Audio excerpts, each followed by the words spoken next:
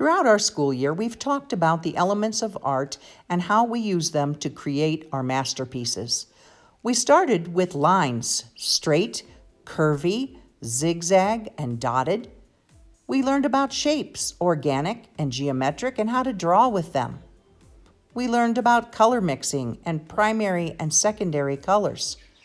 And what about pattern, random patterns and repeating patterns, and the texture that goes into a piece of work to make it look hairy or bumpy or feathery? And now we're going to learn about creating space in a picture, making some things look close up and others far away. By the way you draw things on a page, you're actually able to create space on a flat piece of paper. You're creating eye magic. How do you do that, you say? I can't wait to show you. Let's get started. I'm ready if you are. Here are the supplies that you're going to need. You should have received a little package yesterday, and you will have in it a piece of white paper, blue paper, and some scraps. And on the paper, you should see something that says Foreground and then MGBG. That means foreground, middle ground, and background. And those are the terms that we're going to be talking about that will help you put space into your picture. So you'll need all of that. You're going to need scissors, a box of crayons or some crayon colors, of course, pencil and scissors, and some assorted green markers. If I haven't already mentioned that, you could use other colors as well. You can use a combination of crayons and markers. So let's get started. We're going to create space and depth with a landscape. And we're going to start off with our white paper first, and I'm going to show you how to fold it. Take one edge of the paper and line it up with the other edge of the paper and crease with your fingernail or your fingers, just rub down the crease.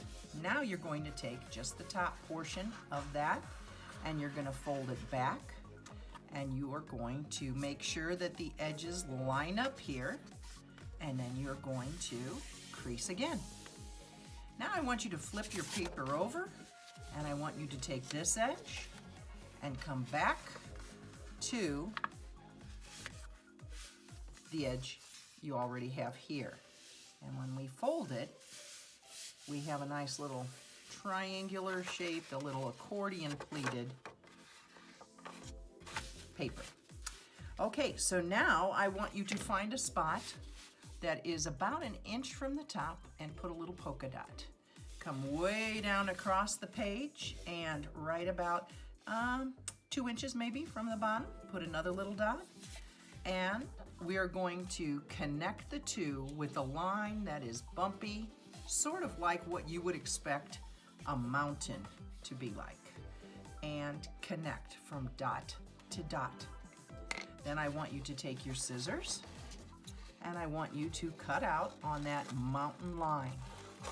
We are going to do this landscape, and we are going to get some depth in this picture.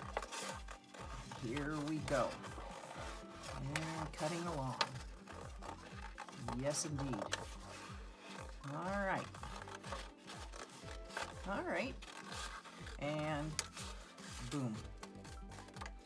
Now, I've got a small piece and a bigger piece. I'm going to keep the bigger, put the smaller one aside.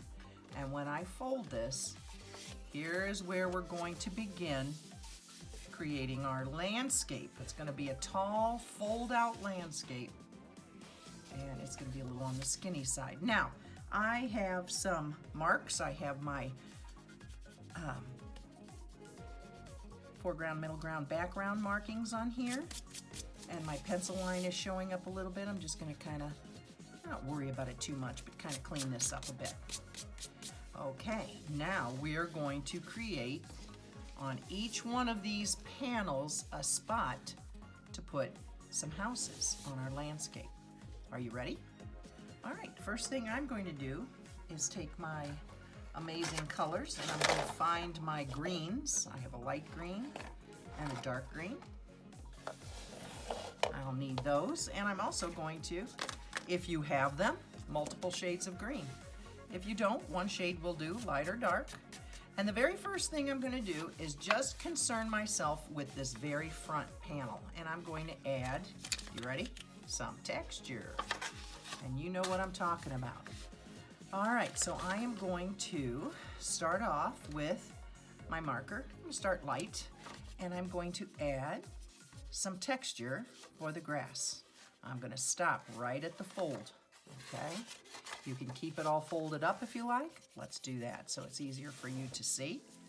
And I'm going to take my time, and I am going to add these grassy type marks with my marker to cover the entire bottom section of my folding landscape. And here we go. Short pieces, long pieces, fat, skinny. You know, we love line in all of its forms, and we're using it here to create texture. Next, I'm going to take my light green crayon, and I'm going to use the side of it so I can color wide, and I'm going to fill in the white background here. Yeah, now I'm starting to have the effect of a grassy field. So here is, and I don't want to go over the edge, so I'm going to open this up. Then I can go right up to the edge of the paper. There we go. Coloring it all.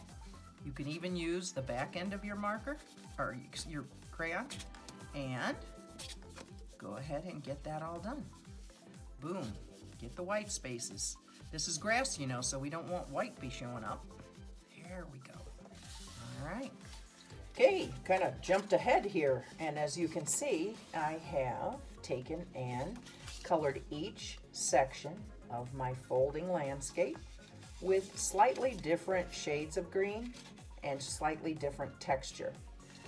We have the grassy texture and then little clumps here that remind me of sagebrush. I just did a little spirals and then some lines. This is sort of a blue and green crayon mixed together. So in addition to the different textures, do you see it's gotten light and then medium light and then medium and then darker. And that's kind of the goal. All right, so once that is all done, the next step is to take your colored scraps, and basically you're going to need some rectangles, probably 2 large ones. I have an assortment of colors here. You're going to need a medium one or 2. Here's my medium one. And then some smaller ones, because we need to really bring depth in the picture. So we're going to need small, medium, and large houses to place on our landscape. So once you've got the small, medium, and large rectangles cut, you can see I have a little line here, and I'm going to just draw a triangle there and cut them out. Yes, boom, boom. You can add a fine line Sharpie. I'm going to add a little texture to the roof. You're a little familiar with this.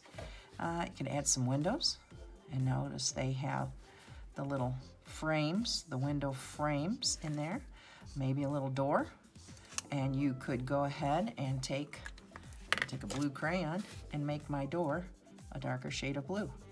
And so that's pretty much what I'm going to do, is complete each of my houses, kind of draw the line, and then add the peak of the roof, cut them out, and then you're going to create a series of small, medium, and large houses. Let's do that. Well, I finished my houses, and as you can see, I've added a few details, doors, windows, and maybe a little bush out in the front. I've added texture on the roof, and I have a large, a medium small, and a small. And we're going to need 4 houses because we have 1, 2, 3, 4 sections of our folding landscape. So now I'm going to introduce those words that I have been telling you about that have to do with adding space into a picture. Now, when I talk about adding space, I'm not talking about outer space. I'm talking about making a picture look like you could walk into it and travel off into the distance. And there are 3 important words that you need to know when you're talking about adding space into a picture and making it look like some things are close and some things are far away. And here are those words: foreground, middle ground, and background. Now, if you go out in your backyard and you stand next to a tree or in front with a tree in front of you and you look off in the distance, you're closest to the tree, and the tree is going to look very large to you. So our larger objects go lower on the page, down in this lower section. They are in the foreground, in the front, and they are larger than anything else in our picture. So my large house would go in the foreground. Now somewhere about in the middle, things are getting a little further away, so things are starting to look a little smaller as they get further away from us.